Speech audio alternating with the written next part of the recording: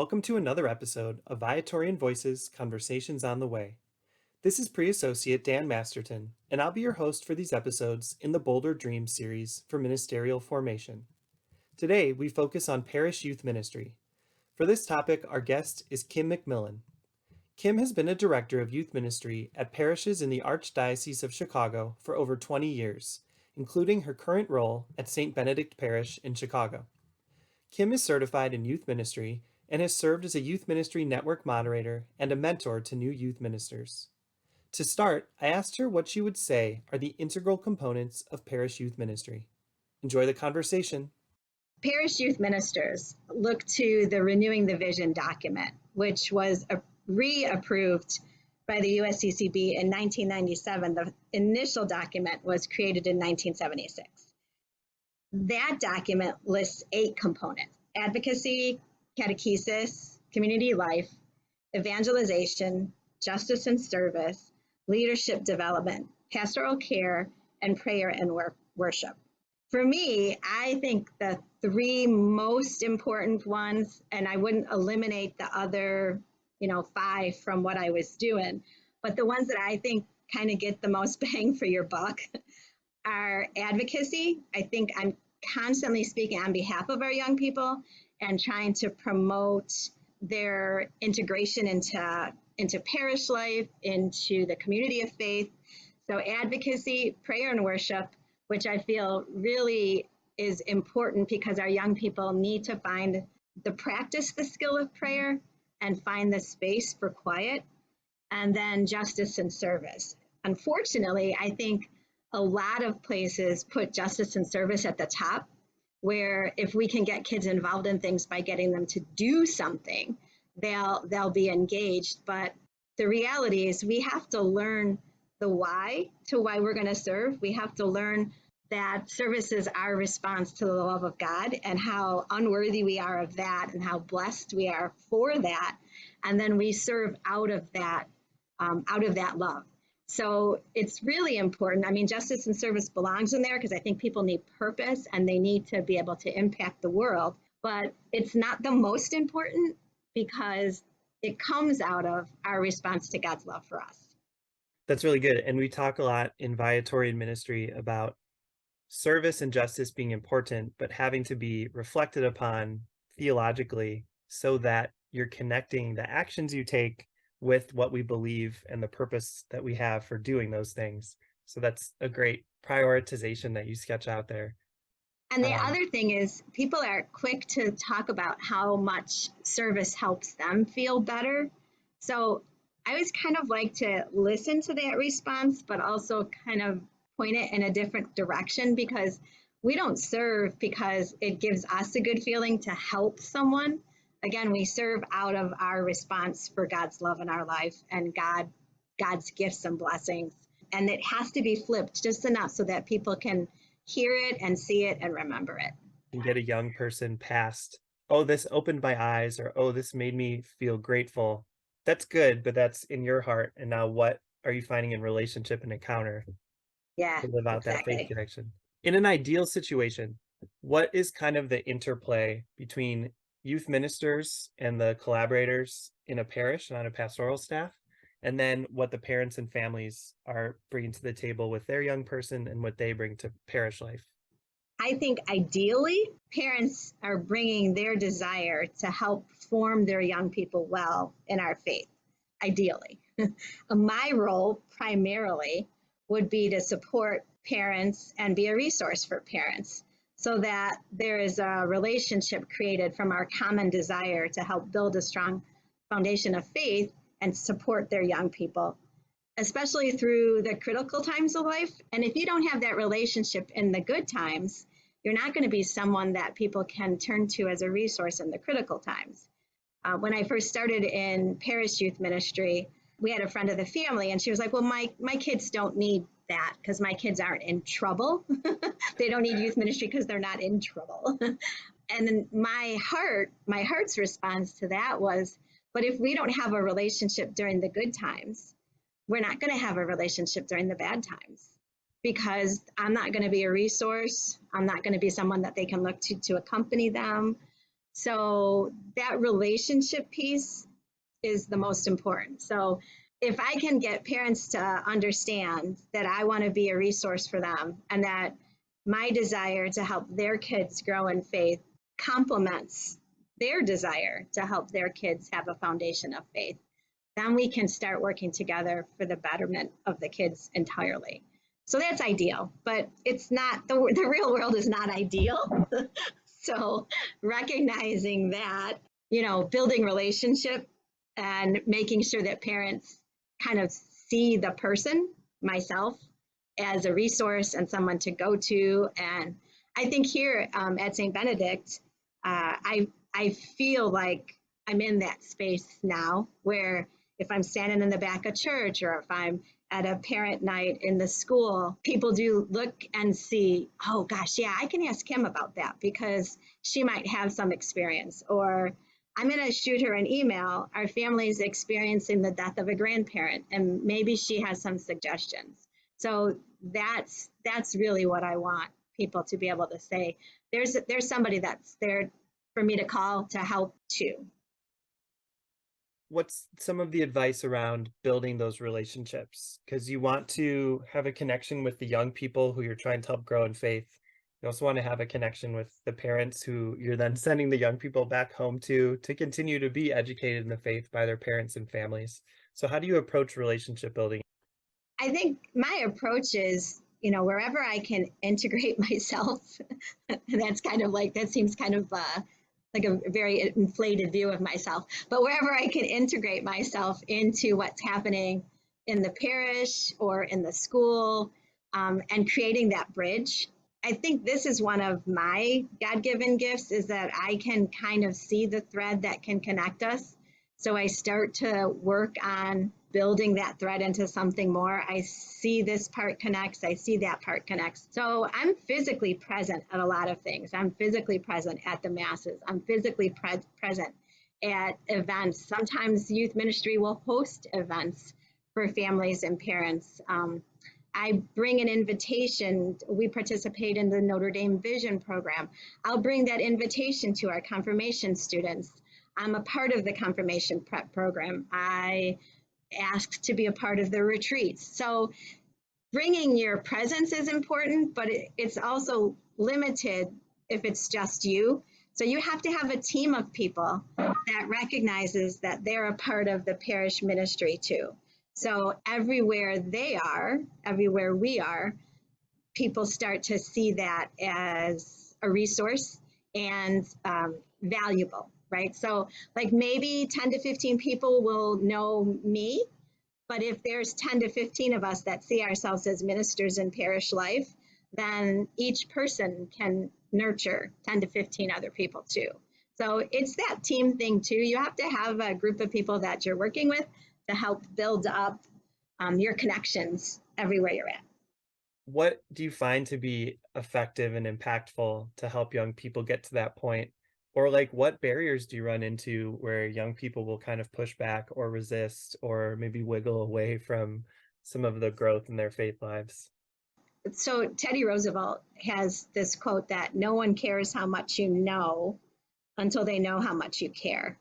And I really think that there's so much truth to that. So the first thing is to be the person that conveys that you care about people, right? So in presence, you're not going to be the one that's going to go off the deep end if someone makes a mistake in life, but you need to be that person that presents that we make mistakes and how do we get back up again? How do we move forward? So that's a really important, I don't know, it should be tattooed on your arm so you could see it all the time so you could remember. What do I think is an obstacle to some of those relationship pieces is sometimes the institution of church, because the way that the church presents itself sometimes on social media, just what people hear, there's not enough discussion around it that gives it a nice balance.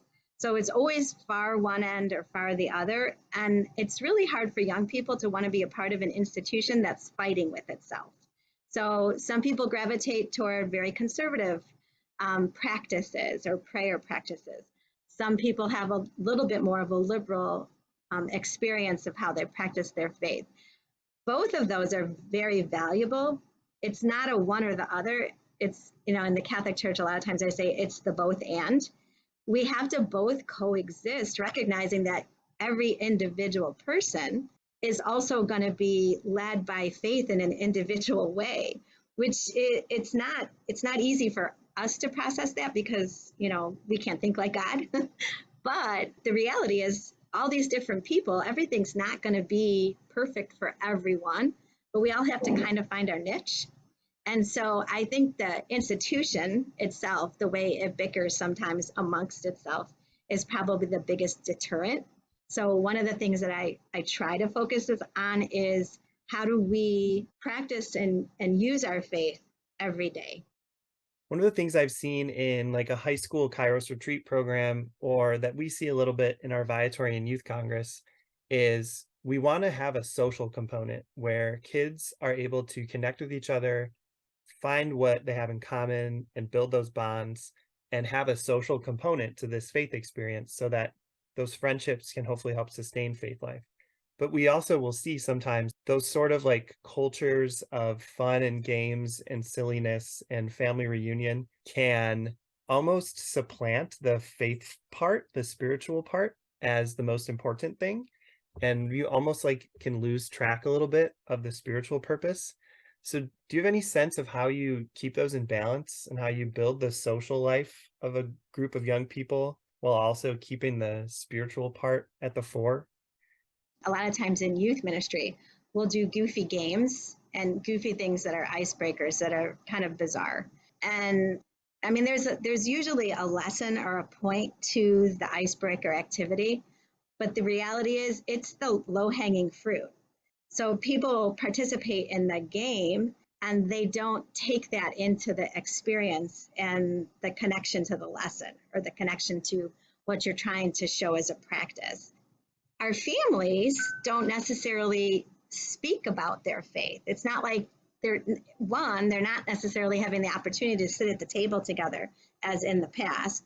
There's movement always in families. So there's much less time for conversations around this belief or something that I heard or how I'm wrestling with this idea that was a part of our gospel reading from Sunday. So I think it'd be beneficial for families to have that. But I recognize that sometimes those conversations that don't happen at home are hard to sustain in our youth groups and in our schools, because you mentioned family.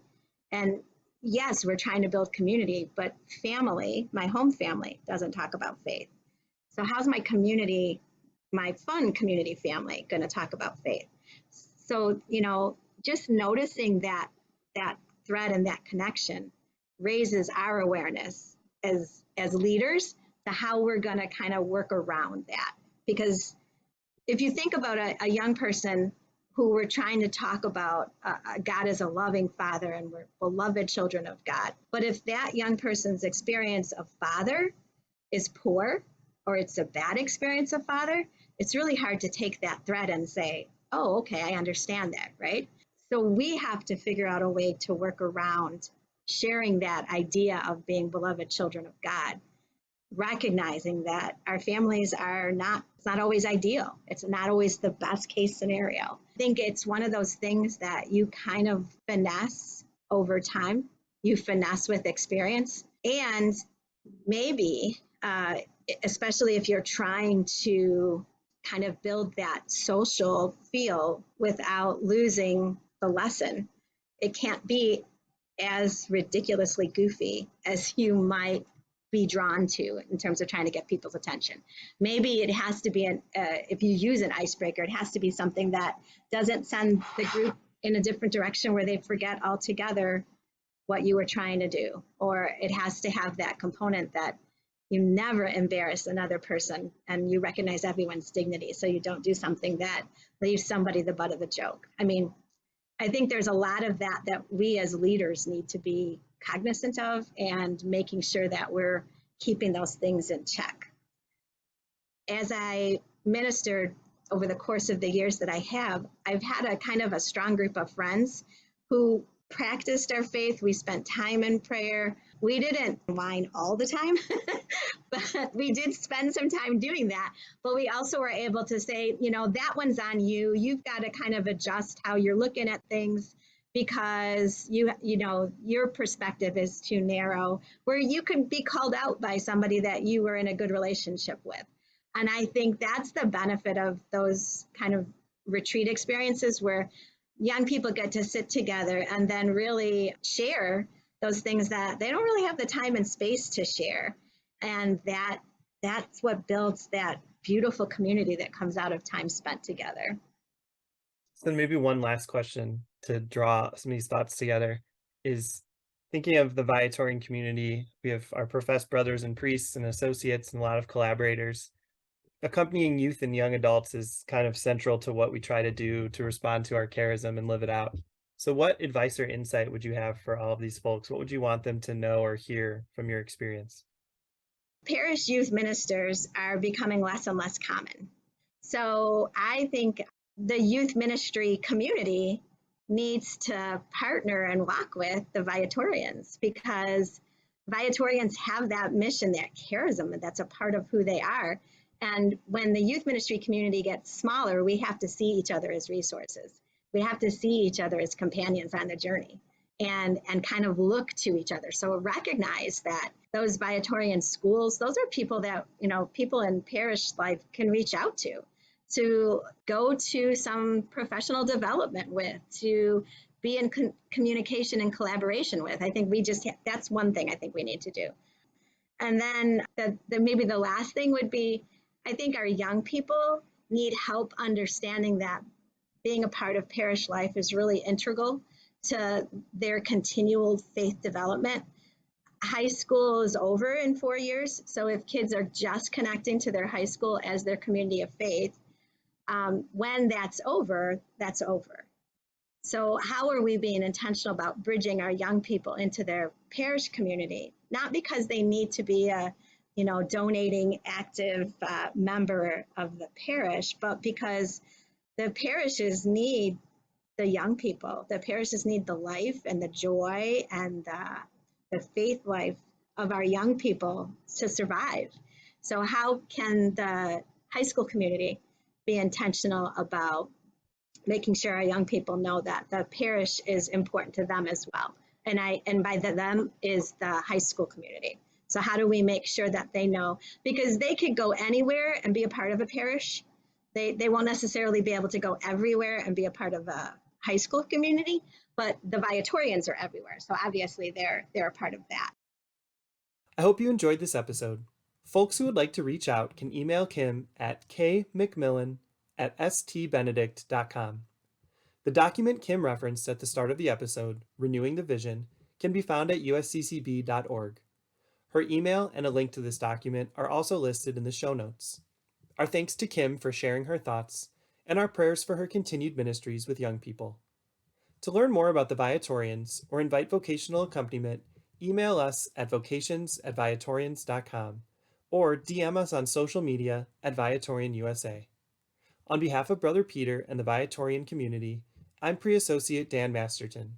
Venerable Louis Curbs, inspire us. St. Viator, pray for us. Adored and loved be Jesus.